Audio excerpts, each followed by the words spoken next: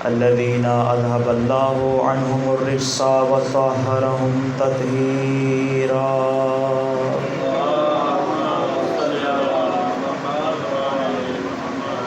أما بعد فقد قال الله تبارك وتعالى في محكم كتابه ومتقن خطابه. بسم الله الرحمن الرحيم.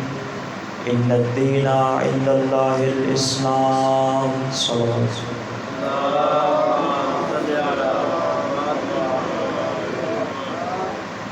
سامعین وقار، ارباب فکر و دانش، ہماری گفتگو عقائد تشیع کے حوالے سے چل رہی ہے، اور کل ہم نے توحید کے کچھ پہلوؤں کو پیش کرنے کے بارے میں آپ سے شرف حاصل کیا تھا. آج وہ گفتگو جو ناتمام رہ گئی اس کو انشاءاللہ آگے بڑھانے کی کوشش کریں گے. بغیر کسی تمہید کے اصل بات پہ میں آ جاؤں کہ امام جعفر صادق علیہ السلام کے مل کے بوازم نسل اور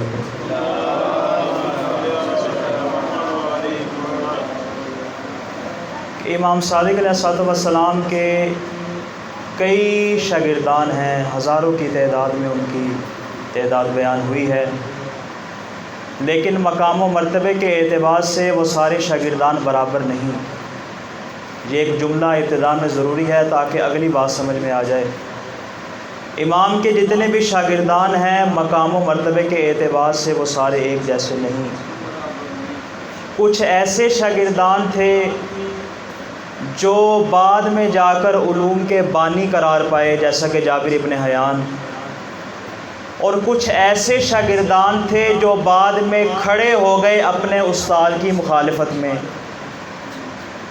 میں یہاں پہ کسی کی توہین نہیں کر رہا، نام لے دیتا ہوں، واقعہ مکمل بیان کروں گا. اہل سنت کے امام ابو حنیفہ جو خود اس بات کو تسلیم کرتے ہیں کہ میں امام صادق کا شاگرد رہا، اور ان کا وہ جملہ مشہور ہے کہ لولا سنتان لہلک نعمان، کہ اگر میری زندگی کے وہ 2 سال نہ ہوتے جو 2 سال میں نے امام صادق کی شاگردی میں گزارے ہیں تو میں نعمان ابن ثابت ہلاک ہو جاتا. اس بات کا اقرار کرنے والا نعمان ابن ثابت کی جس کی کنیت ابو حنیفہ ہے، اس نے کہا کہ جب یہ کوفہ میں آیا اپنے شاگردان کو درس دے رہا تھا تو کہا کہ میں اپنے استاد امام جعفر صادق کی تمام باتوں سے اتفاق کرتا ہوں لیکن 3 باتوں سے اتفاق نہیں کرتا. توجہ ہے اب احباب کی؟ میں ان کی ساری باتیں مانتا ہوں لیکن میں ان کی 3 باتیں نہیں مانتا. کون کون سی؟ پہلی بات کہ میرے استاد یہ کہتے ہیں اللہ ہے تو صحیح مگر نظر نہیں آتا. توجہ چاہوں گا. اللہ ہے تو صحیح مگر نظر نہیں آتا. میں اس بات کو نہیں مانتا. میں اپنی بات نہیں کر رہا، مجھے پریشان ہو کے دیکھ رہے ہیں. انہوں نے کہا میں اس بات کو نہیں مانتا، اور فقط بات نہیں کی، کہا میں قرآن کی آیت پیش کرتا ہوں. کون سی آیت پیش کی؟ وجوہ یومئذ الی ربہا ناظرہ، قیامت والے دن چہرے گھبرائے ہوئے ہوں گے. وجوہ یومئذ ناظرہ، قیامت کے دن چہرے گھبرائے ہوں گے، اور کیا ہوگا؟ الی ربہا ناظرہ، وہ سارے کے سارے چہرے اپنے پروردگار کو دیکھ رہے ہوں گے. اب شاگردان سارے خاموش کہ استاد نے تو قرآنی آیت پیش کی ہے، یہ ٹھیک کہہ رہے ہیں قیامت والے دن ہمیں خدا کا دیدار ہوگا. یہ ہے ان کا عقیدہ، لیکن ہمارا عقیدہ کیا ہے کہ کہ امام صادق علیہ السلام سے جب کسی نے سوال کیا کہ مولا اس آیت کی تفسیر تو بیان فرمائیے کہ بروز قیامت جو ہمیں خدا کا دیدار ہوگا اس دیدار سے کیا مراد ہے، تو امام نے کہا یہ کوئی مشکل بات نہیں، خدا کے دیدار سے مراد خدا کی رحمتیں ہیں۔ راوی نے کہا مولا سمجھ نہیں آئی۔ امام نے کہا جب کبھی بھی تم پریشان ہوتے ہو اپنے کسی بزرگ سے، اپنے مرشد سے، اپنے پیشوا سے، اپنے رہنما سے کیا کہتے ہو؟ حضور میں پریشانی میں ہوں، میری نظریں تو آپ کی طرف ہیں، حضور میں تو آپ کی طرف دیکھ رہا ہوں۔ اس کا مطلب یہ نہیں کہ وہ آنکھیں لگا کے اس کو دیکھ رہا ہے، بلکہ اس کا مطلب یہ ہے کہ میری ساری امیدیں آپ سے ہیں۔ بروز قیامت بھی یہی ہوگا، ہر شخص اس انتظار میں ہوگا کہ اس کی نظریں خدا کی جانب ہوں گی، یعنی وہ خدا سے امید لگا کے بیٹھا ہوگا کہ کب خدا مجھے جنت میں بھیجے گا۔ پھر امام نے فرمایا اگر توحید سمجھنی ہو تو ہم محمد و آل محمد کے در پہ آ کے توحید کو سمجھا کرو، غیروں کے پاس نہ جایا کرو، نہیں پتا وہ تمہیں کیسی کیسی توحید سمجھا دیں گے۔ توحید سمجھنی ہے تو ہم محمد و آل محمد کے پاس آؤ۔ پہلا اعتراض یہ کر دیا میں اپنے استاد کی بات نہیں مانتا۔ کون سی بات؟ کہ خدا نظر آئے گا، جبکہ میرے استاد کہتے ہیں خدا نظر نہیں آئے گا۔ دوسرا اعتراض، کہا میرے استاد کہتے ہیں کہ ہم جو کوئی بھی عمل انجام دیتے ہیں وہ ہماری مرضی سے ہوتا ہے، ہم نیکی کریں تو بھی اپنی مرضی سے، اگر ہم برائی کو انجام دیں تو بھی اپنی مرضی سے۔ میں اس بات کو نہیں مانتا۔ کیوں؟ اس لیے کہ انسان جب برائی کا ارادہ کرتا ہے تو اللہ کو چاہیے کہ اس کا ہاتھ روک دے۔ توجہ چاہوں گا، اللہ کو چاہیے اس کا ہاتھ روک دے، اس کو برا کام نہ کرنے دے، اس کو گناہ نہ کرنے دے۔ اللہ چونکہ روکتا نہیں اور وہ گناہ کر دیتا ہے، اس کا مطلب یہ ہے کہ اللہ بھی چاہتا ہے یہ گناہ کرے، یعنی اللہ خود اس سے گناہ کروا رہا ہے۔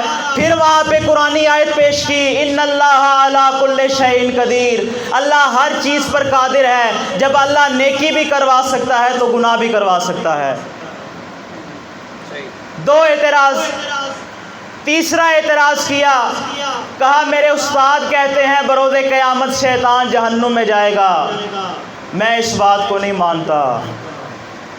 شیطان بنا ہے آگ سے اور جہنم بھی بنی ہے آگ سے۔ آگ کو نقصان نہیں پہنچا سکتی، لہذا شیطان کو کسی اور جگہ بھیجا جائے گا۔ توجہ ہے اب آپ کی؟ تین اختلاف ہو گئے، کون کون سے؟ اللہ نظر آئے گا، دوسرا اعتراض ہم جو بھی کرتے ہیں اللہ ہم سے کرواتا ہے، تیسرا اعتراض شیطان جہنم میں نہیں جائے گا۔ کیوں؟ آگ کو نقصان نہیں پہنچا سکتی۔ اب شاگردان تو وہاں ایسے خاموش بیٹھے تھے جہاں آپ احباب خاموش ہو کے بیٹھے ہوئے ہیں۔ انہوں نے کہا استاد تو قرآنی آیتیں پیش کر رہا ہے، ہمارا استاد غلط بات نہیں کر سکتا۔ تھا یہ بھی امام صادق کا شاگرد، لیکن ویسا شاگرد نہیں تھا جیسے کہ امام کا وہاں پہ ایک اور شاگرد آیا۔ کون سا شاگرد تھا؟ کہ جس کا نام تھا بہلول دانا۔ اس نے جب یہ سنا ابو حنیفہ کی بات کو، ایک مٹی کا ڈھیلا اٹھا کے امام ابو حنیفہ کے سر میں مار دیا۔ اب وہ بیچارہ پریشان، سر میں لگا، بیچارہ ممبر سے نیچے اتر آیا، اپنے شاگردوں کو کہا جاؤ بہلول کو پکڑو، اس نے میرے سر پہ پتھر مارا ہے، میں نے اپنی آنکھوں سے دیکھا ہے۔ اب جتنے بھی مسجد میں شاگرد بیٹھے تھے وہ سارے بہلول کے پیچھے بھاگے۔ اب جناب بہلول کبھی یہاں جا رہے ہیں کبھی وہاں جا رہے ہیں، بوڑھے آدمی تھے بیچارے، کتنا بھاگتے، ویسے بھی ان کو بھاگنے دوڑنے کا شوق نہیں تھا۔ شاگردوں کے ہتھے چڑھ گئے، شاگردوں نے مارنا شروع کیا۔ دیکھیے علی کے شیعہ کا مقام، ابو حنیفہ کے شاگرد مار رہے ہیں بہلول دانا کو اور کہتے ہیں تم نے ہمارے استاد کو مارا ہے۔ ابو حنیفہ کی یہ بات جیسے ہی بہلول نے سنی، پلٹ کر کہا رسول خدا ارشاد فرماتے ہیں کہ جب بھی تم کسی پر کسی جرم کا الزام لگاؤ تو جو مدعی ہوگا، جو دعویٰ کرنے والا ہوگا، اس کے لیے ضروری ہے کہ اپنے گواہ پیش کرے۔ جس نے یہ دعویٰ کیا ہے اس کو کہو اپنے گواہ لے کر آؤ۔ پورا واقعہ انشاءاللہ بیان کروں گا۔ بہلول چاہتے تھے عدالت لگ جائے اور دنیا کے سامنے میں واضح کر دوں کہ خدا کی توحید کس طرح کی ہے۔ اب جیسے ہی کہا قاضی کے پاس لے چلو، انہوں نے بہلول کو گھسیٹتے ہوئے قاضی کے پاس لے آئے، اور جیسے ہی قاضی کے پاس لائے ہلچل مچ گئی۔ لوگوں نے کہا کیا ہوا؟ کہا امام ابو حنیفہ کا کیس آ گیا ہے۔ دربار میں رش لگ گیا۔ قاضی نے کہا جو مدعی ہے، جو دعویٰ کرنے والا ہے، اس کو بلا کر لاؤ۔ مدعی کو بلایا گیا، پوچھا بتاؤ تمہارا کیا مسئلہ ہے؟ اس نے کہا بہلول نے مجھے پتھر مارا ہے۔ اب جیسے ہی قاضی نے سنا، ایک مرتبہ بہلول کی طرف منہ کر کے کہا ہاں بہلول تو نے مارا ہے پتھر؟ بہلول نے کہا ہاں میں نے پتھر مارا ہے۔ قاضی نے دوبارہ پوچھا بہلول تو نے پتھر مارا ہے؟ بہلول نے کہا ہاں میں نے پتھر مارا ہے۔ اب تیسری بار قاضی پوچھنے لگا، کہا بہلول جانتے ہو اگر تیسری مرتبہ اقرار کر لیا تو جرم ثابت ہو جائے گا؟ بہلول نے کہا ذرا تھوڑی دیر کے لیے رک جاؤ، مجھے اس مدعی سے کچھ سوالات کرنے ہیں۔ اب دیکھیے بہلول کس طرح سے توحید سمجھا رہے ہیں۔ کہتے ہیں کہ جب میں نے تمہارے سر پہ پتھر مارا تھا تو تمہیں کیا ہوا؟ ابو حنیفہ نے غصے میں دیکھا، کہا بہلول ساری دنیا صحیح کہتی ہے، تم بہت بڑے پاگل ہو۔ جب تم نے مجھے پتھر مارا تو مجھے درد محسوس ہوا۔ بہلول نے کہا اگر تو کہیں اپنا درد مجھے دکھا دے تو پھر جو سزا بھی دے گا مجھے منظور ہوگی۔ ابو حنیفہ نے کہا بہلول درد نظر نہیں آتا، درد محسوس کیا جاتا ہے۔ اب دیکھیے توحید کیسے سمجھائی بہلول نے، کہا جس طرح درد ہے نظر نہیں آتا، محسوس کیا جاتا ہے، اسی طرح اللہ بھی ہے، آنکھوں سے نظر نہیں آتا، دل سے محسوس کیا جاتا ہے۔ خدا کو محسوس خدا کو محسوس کیا جاتا ہے۔ اب پریشان ہو گیا، کہا نہیں تم نے مجھے پتھر مارا ہے، تمہیں سزا دلوا کے رہوں گا۔ بہلول نے کہا اچھا جو میں نے پتھر تمہیں مارا تھا وہ کس چیز کا بنا ہوا تھا؟ اس نے کہا وہ مٹی کا بنا ہوا تھا۔ بہلول نے کہا تو کہتا ہے ہم جنس کو نقصان نہیں پہنچاتی، تم نے تو کہا تھا کہ اللہ جہنم میں شیطان کو نہیں پھینکے گا، اس لیے کہ آگ کو کچھ کہہ نہیں سکتی۔ میں نے تمہیں اس لیے مٹی کا ڈھیلا مارا کہ تو بھی تو مٹی کا بنا ہے، مٹی تو مٹی کو نقصان نہیں پہنچا سکتی۔ اس کو پھر کوئی جواب نہ آیا۔ کہا بہلول تم بہانے کر رہے ہو، تم نے مجھے پتھر مارا ہے۔ بہلول نے کہا ٹھیک ہے آخری سوال کا جواب دے دو، جو سزا دو گے مجھے منظور ہے۔ کہا تم تو کہہ رہے تھے ممبر پہ بیٹھ کے ہم جو کام بھی کرتے ہیں وہ اللہ ہم سے کرواتا ہے۔ میں نے جب تمہیں پتھر مارنا چاہا، اگر اللہ چاہتا تو میرا ہاتھ روک دیتا، اللہ نے میرا ہاتھ نہیں روکا، اس لیے کہ اللہ خود چاہتا تھا میں تجھے پتھر ماروں، اس لیے میں نے تمہیں پتھر مار دیا۔ جب ممبر پہ کی گئی اپنی گفتگو پہ پشیمان ہوا تو اپنے ہاتھ سے دستبردار ہو گیا، کہا ہاں بہلول تو صحیح کہہ رہا ہے۔ یہ ہے توحید جو علی کے شیعہ ہمیں سمجھا رہے ہیں۔ توحید کا ایک اور پہلو پیش کروں۔ کسی نے سوال کیا کہ مولا خدا ہم سے محبت کرتا ہے یا خدا ہم سے بغض رکھتا ہے، اس بات کا ہمیں کیسے اندازہ ہوگا؟ دیکھیے اگر میں کسی سے خوش ہوں تو میں چہرے پہ مسکراؤں گا، آپ کو پتہ چل جائے گا کہ میں آپ سے راضی ہوں۔ اگر میں آپ سے ناراض ہوں تو میں ناراضگی کا اظہار کروں گا، آپ کو پتہ چل جائے گا میں آپ سے ناراض ہوں۔ لیکن اللہ تو چہرہ رکھتا نہیں. توجہ، اللہ تو چہرہ رکھتا نہیں، تو اللہ کی خوشی اور غضب کا کیسے پتہ چلے گا؟ بعض اوقات تو ایسے ہوتا ہے کہ ایک ہی وقت میں اللہ کسی سے خوش بھی ہو رہا ہوتا ہے اور کسی سے ناراض بھی ہو رہا ہوتا ہے. وہ کیسے؟ ہم یہاں بیٹھ کے حسین کی عزاداری کر رہے ہیں تو اللہ ہم سے راضی ہو رہا ہے، لیکن جو لوگ عزاداری کی مخالفت کر رہے ہیں اللہ ان پہ غضبناک ہو رہا ہے. تو ایک ہی وقت میں اللہ خوشی کا اظہار بھی کر رہا ہے، اللہ غضبناک بھی ہو رہا ہے. تو امام سے سوال کیا، مولا بیان تو فرمائیے آخر یہ کیا وجہ ہے کہ اللہ ایک ہی وقت میں خوش بھی ہو، اللہ ایک ہی وقت میں غضبناک بھی ہو، ہمیں دونوں باتوں کا کیسے علم ہو؟ تو امام نے ارشاد فرمایا، حدیث ہے کتاب التوحید میں شیخ صدوق نے نقل کی باب نمبر 15 میں. چھٹے امام سے جب یہ سوال کیا گیا تو امام نے ارشاد فرمایا، اے راوی سنو، اللہ نے اس زمین پر کچھ ایسی مخلوقات خلق کی ہے کہ جب وہ راضی ہوتی ہیں تو اللہ بھی راضی ہو جاتا ہے، جب وہ ناراض ہوتی ہیں تو اللہ بھی ناراض ہو جاتا ہے.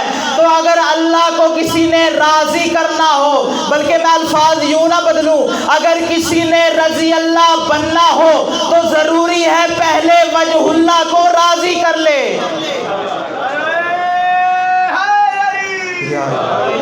وجہ اللہ کو راضی کرے گا تو خدا کی رضا حاصل ہو سکے گی.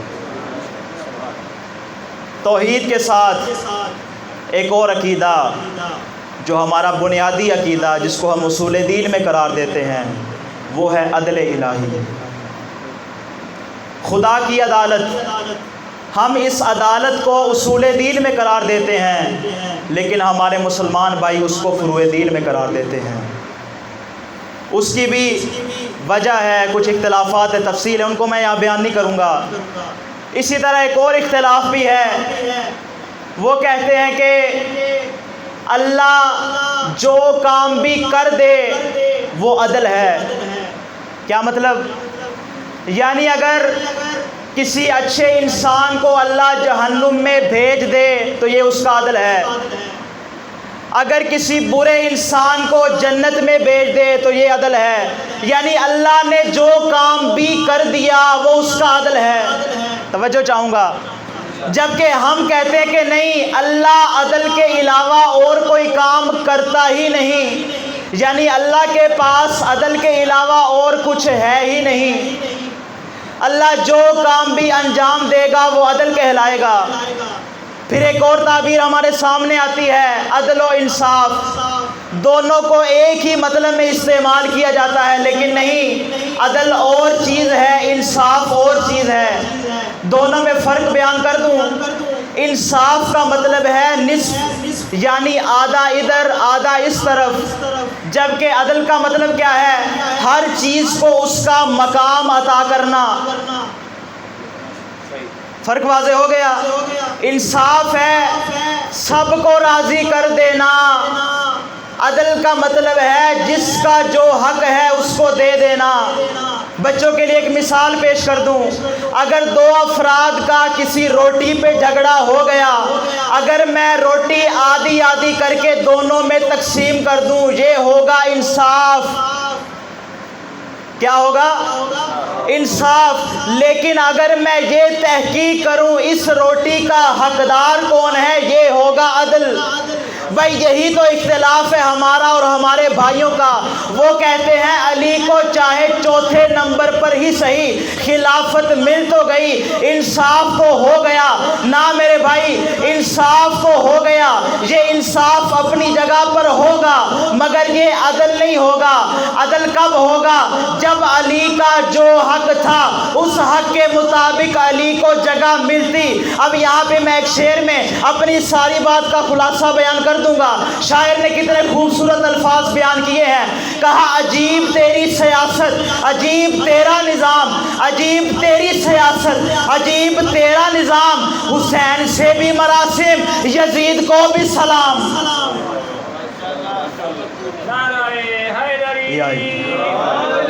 دونوں کو ایک لائن میں رکھنا، یہ انصاف ہے. جبکہ ہم انصاف کی بات نہیں کرتے، ہم عدل کے علم بردار ہیں. اور یہ عدالت ہمیں کس نے سکھائی؟ علی ابن ابی طالب نے سکھائی۔ بس ایک دو جملے بیان کر کے آپ کی زحمات کو تمام کروں۔ توحید کا ایک اور پہلو جو ہمارے سامنے، میں چاہتا ہوں توحید کو سمیٹ دوں تاکہ اگلے عقائد کو ہم ایک ایک کر کے تفصیل کے ساتھ بیان کریں۔ توحید کا ایک اور پہلو ہے خیر و شر کا پہلو۔ اس میں بھی ہمارا اختلاف ہے، کیونکہ میں نے کہا تھا کہ وہ عقائد بیان کروں گا جو ہمیں باقیوں سے جدا کرتے ہیں۔ خیر و شر کا مطلب کیا؟ یعنی اگر ہم نیکی انجام دیتے ہیں تو اپنی وجہ سے، اگر ہم برائی کرتے ہیں تو وہ بھی اپنی وجہ سے۔ توجہ، نیکی کرتے ہیں اپنی وجہ سے، ہمارا ہاتھ نہیں پکڑا کسی نے، برائی کر رہے ہیں تو بھی اپنی مرضی سے، کسی کے کہنے پہ نہیں کی، اس لیے کہ اللہ کی طرف سے ہمیں جو کچھ بھی ملتا ہے وہ سارے کا سارا خیر ہی خیر ہے۔ ابھی بات واضح نہیں ہوئی، مثال سے سمجھاؤں۔ سورج کی روشنی جب زمین پہ پڑتی ہے تو ساری زمین کو ایک بار روشن نہیں کرتی۔ زمین گول ہے، گول، جب روشنی پڑتی ہے ایک طرف پہ روشنی ہوتی ہے، دوسری طرف اندھیرا ہوتا ہے۔ اس وقت ہمارے علاقوں میں اندھیرا ہے لیکن یورپین ممالک میں دن ہے۔ کیوں؟ وہاں سورج نکلا ہوا ہے، سورج کی کرنیں زمین پر پڑ رہی ہیں۔ اب یہ جو روشنی ان علاقوں میں ہو رہی ہے وہ سورج کی وجہ سے ہو رہی ہے، مگر یہاں جو اندھیرا ہے، یہاں پہ جو رات چھائی ہے وہ سورج کی وجہ سے نہیں ہے، وہ زمین کی اپنی وجہ سے ہے۔ تو جملہ آپ احباب کی نظر کروں، جب اللہ کی کرنیں اور اللہ کا نور اور اللہ کا لطف ہم پہ پڑتا ہے تو اس کی طرف سے خیر ہی خیر عطا ہوتی ہے، لیکن جب ہم اپنا منہ اللہ کی جانب سے موڑ لیتے ہیں یا اللہ ہم پہ نظر کرم کرنا بند کر دیتا ہے تو ہمارا اندر کا شر باہر آ جاتا ہے۔ تو یہاں پہ میں ایک جملہ کہنے پہ مجبور ہوں کہ جب اللہ کی طرف سے خیر ہی خیر ہے، شر نہیں ہے، تو اس دنیا میں جتنی بھی روشنیاں آ رہی ہیں وہ خیر کی جانب سے آ رہی ہیں۔ اگر اس دنیا میں محمد و آل محمد کا نور ہم پہ پڑ رہا ہے تو اس کا مطلب ہے کہ ان کی طرف سے خیر آ رہی ہے۔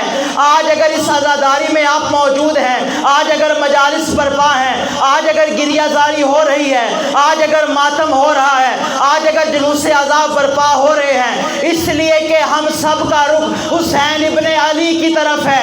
تو جب حسین کی طرف ہمارا رخ ہے اس کا مطلب ہے ہم سارے خیر ہی خیر میں ہیں۔ لیکن جس نے حسین کو چھوڑ دیا، عزاداری کی مخالفت کی، اپنے گھر میں قید ہو کر بیٹھ گیا، اس کا مطلب ہے اس نے حسین سے رخ موڑ لیا اور یزید کی طرح تاریکیوں میں چلا گیا،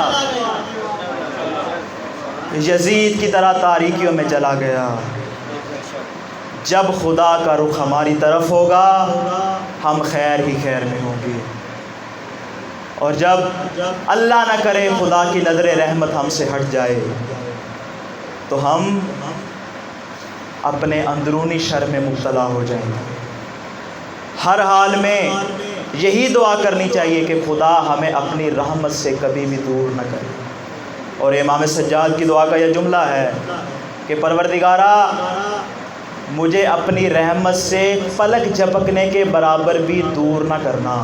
دیکھیں یہ جو آپ کی پلک جھپکتی ہے اس کو کتنی دیر لگتی ہے؟ 1 سیکنڈ اور 1 لمحے سے بھی کم وقت لیتی ہے۔ کہا اس سے کم وقت کے لیے بھی مجھے اپنی رحمت سے دور نہ کرنا، اس لیے کہ جو شخص خدا کی رحمت سے دور ہو جاتا ہے وہ پھر گمراہیوں میں مبتلا ہو جاتا ہے۔ اسی نور کو لے کر چلے تھے حسین ابن علی۔ آج 2 محرم کی تاریخ آ گئی ہے۔ آج کا دن 2 اعتبار سے نسبت رکھتا ہے۔ آج کے روز مولا کی کربلا آمد بھی پڑھی جاتی ہے، اور آج کے روز امام کے سفیر کی شہادت بھی پڑھی جاتی ہے۔ امام کے اور بھی کئی سفراء تھے۔ امام نے بصرے میں بھی سفیر بھیجا، یمن میں بھی سفیر بھیجا، کئی علاقوں میں اپنے سفیر بھیجے، لیکن امام کا سب سے مظلوم ترین سفیر مسلم ابن عقیل ہے۔ مسلم ابن عقیل شہدائے کربلا میں شمار ہوتے ہیں۔ کیوں؟ اس کی دو وجہ ہیں۔ اس لیے کہ انہوں نے آقا حسین کی محبت میں اپنی جان دی، اور دوسری وجہ یہ کہ وہ بھی امام حسین کی طرح پیاسے شہید ہوئے۔ بہت مظلوم ہے جناب مسلم ابن عقیل۔ پورے کوفے میں ہر گھر میں مسلمان موجود تھا، لیکن پورے کوفے میں ایک ہی مسلم تھا، اور کس قدر تنہا تھا، جب تھک ہار کے بیٹھ گیا نا ایک گھر کے باہر، تو طوعہ نامی ایک مومنہ باہر نکلی۔ اس نے کہا، اے مسافر، پورا شوق زمانہ ہے، تو یہاں کیوں بیٹھا ہے، اپنے گھر کیوں نہیں جاتا؟ تو جناب مسلم ابن عقیل نے کہا، جس کا کوئی گھر نہ ہو وہ کہاں جائے؟ تو اس نے کہا، تمہارا کیوں کوئی گھر نہیں ہے؟ تو جناب مسلم کہتے ہیں، میں پردیسی ہوں، میں غریب الوطن ہوں، اس لیے میرا کوئی گھر نہیں ہے۔ رو کے کہتی ہے، آپ کہاں کے رہنے والے ہیں؟ جناب مسلم رو کے کہتے ہیں، میں مدینے کا رہنے والا ہوں۔ پھر کہتی ہے، آپ کا نام کیا ہے؟ جناب مسلم کہتے ہیں، میں مسلم ابن عقیل ہوں۔ طوعہ پھر ایک اور سوال کرتی ہے، آپ کس عقیل کے بیٹے ہیں؟ کہا، میں عقیل ابن ابی طالب کا بیٹا ہوں، جو علی مرتضیٰ کا بھائی تھا، میں علی ابن ابی طالب کا داماد ہوں۔ اب جیسے ہی طوعہ نے سنا، پیٹ کر کہتی ہے، ہائے میرے مسلم، آپ اس حالت میں کوفہ میں موجود ہیں۔ ایک مرتبہ کہا، آپ میرے گھر تشریف لے آئیں، یہاں میرے پاس رہیے، میں آپ کو کھانا بھی دیتی ہوں، میں آپ کو پانی بھی پلاتی ہوں۔ جناب مسلم نے کس بات کا مطالبہ کیا؟ کہا، نہیں، مجھے تھوڑا سا پانی دے دو تاکہ میں وضو کر کے خدا کی عبادت انجام دے سکوں۔ پانی لیا جناب مسلم نے، عبادت الہی میں مشغول ہو گئے، نماز تہجد پڑھی، نماز فجر پڑھی۔ نماز فجر کے بعد تھوڑی دیر کے لیے جناب مسلم ابن عقیل کی آنکھ لگ گئی، اور آنکھ میں کیا منظر دیکھتے ہیں؟ مولا کائنات علی ابن ابی طالب کو دیکھتے ہیں۔ مولا کہتے ہیں، اے میرے مسلم، میں آپ کو لینے کے لیے آیا۔ بس جیسے ہی خواب سے بیدار ہوئے، کہا، میرے جانے کا وقت قریب آ چکا ہے۔ اب طوعہ کا جو بیٹا تھا وہ حکومت کا کرندہ، اس نے جا کے مخبری کر دی اور فوج کو لے کر صبح گھر پہ آ گیا۔ اب جناب مسلم ابن عقیل نے جیسے ہی فوج کے آنے کی آواز سنی، ایک مرتبہ تلوار باہر نکالی اور نکال کر گھر سے باہر نکلنے لگے، تو طوعہ نے کہا، اے میرے آقا، گھر سے باہر نہ جائیے، باہر اشقیاء نے گھر کو گھیرا ہوا ہے، میں نہیں چاہتی آپ کسی مصیبت میں گرفتار ہو جائیں۔ جناب مسلم ابن عقیل کہتے ہیں، میری غیرت گوارا نہیں کرتی کہ کسی مومنہ کے گھر میں کوئی فوجی داخل ہو جائے اور تمہارے گھر کو نقصان پہنچا دے۔ میں ہاتھ جوڑ کے کہوں گا، ہائے میرے مولا مسلم ابن عقیل، آپ اس بات کو بھی برداشت نہیں کر رہے کہ کسی مومنہ کے گھر میں کوئی فوجی داخل ہو جائے، لیکن ذرا آئے شام غریبہ میں اشقیاء نے خیموں کو جلا دیا، اور خیموں کو جلانے کے بعد نیزوں کی نوک سے سیدانیوں کی چادریں چھینتے ہیں، کسی کے تماچے مارتے ہیں اور کسی کی بالیاں چھینتے ہیں۔ اجرکم علی اللہ، اجرکم علی اللہ، مولا آپ کے آنسو کو قبول کرے۔ جناب مسلم ابن عقیل تلوار لے کر باہر نکلے۔ اب ایک مرتبہ حملہ کیا علی کے شیر نے، 400 افراد کا لشکر تھا، سب کو تہہ تے کر دیا۔ حکومت نے کہا دوبارہ فوجیوں کو بھیجا جائے، 300 افراد دوبارہ بلائے، ان سب کو مار دیا گیا۔ پھر جب تیسری مرتبہ فوج منگوائی گئی، حاکم وقت نے کہا، یہ تم کیا کر رہے ہو؟ تم سے ایک آدمی گرفتار نہیں ہو رہا۔ تو اس نے کہا، یہ کوئی کوفے کا بکالی نہیں ہے، یہ علی علی کے ہاتھوں کا پلا ہوا ہے، یہ علی ابن ابی طالب کا شعر ہے۔ اس نے کہا اگر یہ علی کا شعر ہے تو اس کو دھوکے کے ساتھ گرفتار کرو۔ بس عزادارو ایک گڑھا کھودا گیا، گڑھے کو گھاس کے ساتھ ڈھانپ دیا گیا۔ جناب مسلم ابن عقیل لڑتے لڑتے پیچھے تشریف لے آئے، ایک مرتبہ اس مقام پہ آپ پہنچے کہ جہاں پہ وہ گڑھا موجود تھا۔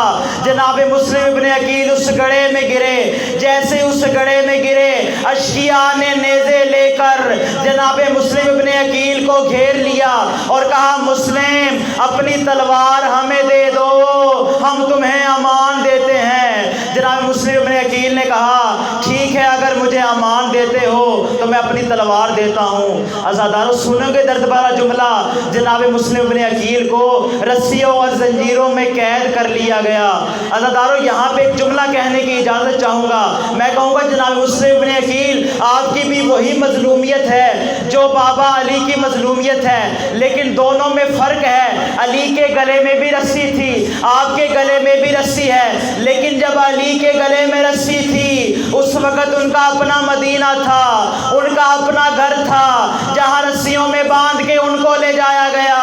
لیکن جب مسلم کے گلے میں رسی تھی اس وقت نہ اپنا گھر تھا نہ اپنا وطن تھا، غریب الوطن مسلم، تنہا مسلم، اشقیاء کا مجمع تھا، دو بیٹے ساتھ تھے وہ بھی بچھڑ گئے، تنہائی کے عالم میں مسلم کو گرفتار کر لیا گیا۔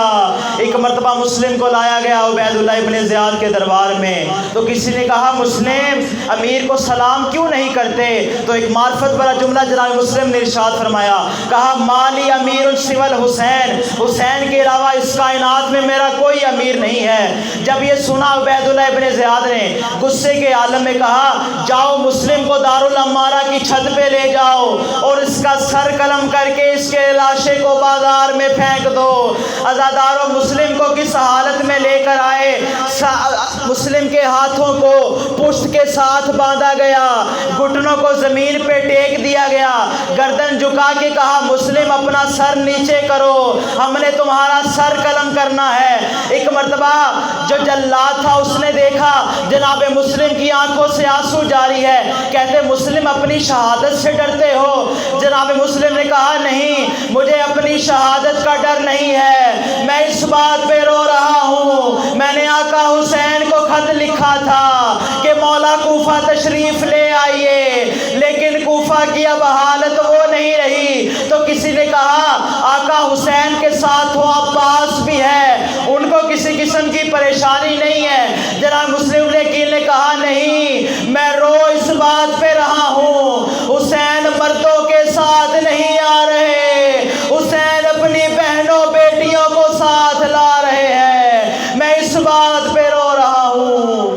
اجرکم اللہ اجرکم اللہ۔ بس عزادارو آخری منزل جملہ تمام کروں، اب یہاں پہ جناب مسلم کی شہادت ہو رہی ہے، ادھر منزل زبالہ پہ مولا حسین کا قافلہ آ گیا۔ ایک مرتبہ مولا حسین کے چہرے کی حالت مضطرب ہوئی، قریب ہی عباس موجود تھے، جیسے ہی آپ کی یہ حالت دیکھی کہا بھیا حسین، آقا حسین کیوں رو رہے ہیں؟ مولا نے کہا عباس ذرا ان دو انگلیوں کے درمیان دیکھو تمہیں کیا نظر آ رہا ہے؟ عزادارو سنو گے جملہ، ایک مرتبہ عباس نے دیکھا تو کہا مولا کوئی بہت ہی مظلوم انسان ہے، گردن نیچے جھکائی ہوئی ہے، گھٹنے زمین پہ لگائے ہوئے ہیں۔ کہا عباس پہچانو تو صحیح یہ کون ہے؟ عباس کہتے ہیں مولا مجھے اس کا چہرہ نظر نہیں آ رہا۔ پھر ایک مرتبہ عباس نے دیکھا کہ اس کو بلندی پہ لایا گیا، جب ایک مرتبہ زمین پہ دیکھا تو کہا زمین پہ کوئی بی بی بیٹھی ہے، لگتا ہے اس قیدی کی ماں ہے جو برقع پھیلا کے بیٹھی ہوئی ہے کہ جب اس کا سر قلم کیا جائے تو اس کا سر میرے دامن میں آ کے گرے۔ میں کہوں گا عجب نہیں مولا حسین نے کہا ہوگا عباس ذرا غور سے دیکھو یہ مسلم کی ماں نہیں، یہ مجھے غریب حسین کی ماں فاطمہ ہے जो बुरके का दामन फैला के बैठी है। आ मेरे लाल मुस्लिम आ जा, तेरी माँ नीचे तेरा इंतजार कर रही है। बस अज़ादारों, मैंने शहादत नहीं पढ़ी, जुमले छोड़ दिए। एक आखिरी जुमला सुन लीजिए। मौला हुसैन ने हुक्म दिया, अब्बास खैमे लगा दो। खैमे लग गए। एक मर्तबा कहा, जाओ मुस्लिम की बेवा को लेकर आओ। जनाब रुकैया को बुलाया गया। एक मर्तबा कहा, रुकैया की बेटी आतिका को भी बुलाओ। एक मर्तबा आतिका आई। आका हुसैन ने आतिका के सर पे हाथ रखा। हाथ रख के कहा, ऐ मेरी बेटी, कभी परेशान ना होना, तुम्हारे साथ हुसैन मौजूद है। बच्ची बहुत समझदार थी, पलट के कहा, कहीं कोई बुरी खबर तो नहीं? आप मेरे सर पे ऐसे हाथ रख रहे हैं जैसे यतीमों के सर पे हाथ रखा जाता है। कहा, हाँ बेटा, तुम्हारे बाबा इस दुनिया में नहीं रहे, लेकिन आज के बाद तुम्हारा बाबा मैं हूँ। अज़ादारों, एक और जुमला सुनिए। बीबी ज़ैनब से कहा, ज़ैनब ज़रा दो छोटी छोटी बालियाँ ले आओ। एक मर्तबा आका हुसैन ने बालियाँ मंगवाई। आतिका को 2 बालियाँ पहनाई। बालियाँ पहनाई जैसे ही, करीब में ही एक 3.5 साल की बच्ची ये मंजर देख रही थी कि जब भी कोई यतीम हो जाए उसके सर पे शफकत का हाथ रखा जाता है, उसके कानों में बालियाँ पहनाई जाती हैं। जब शामे गरीबा का मंजर आया, ये बच्ची इस इंतजार में थी कि कोई मेरे सर पे हाथ रखे, कोई मेरे कानों में बालियाँ पहनाए। लेकिन कुछ ही देर बाद शिमरे लईन आया, बीबी के बालों में हाथ डाला, बीबी के मुंह पे तमाचे मारे, कानों से बालियाँ छीन ली। बीबी का मुंह फुरात की जानी मुड़ गया। रो के कहती है, चचा अब्बास, आ देख तेरी यतीमा के साथ क्या सलूक हो रहा है। इन्ना लिल्लाह व इन्ना इलैहि राजिऊन।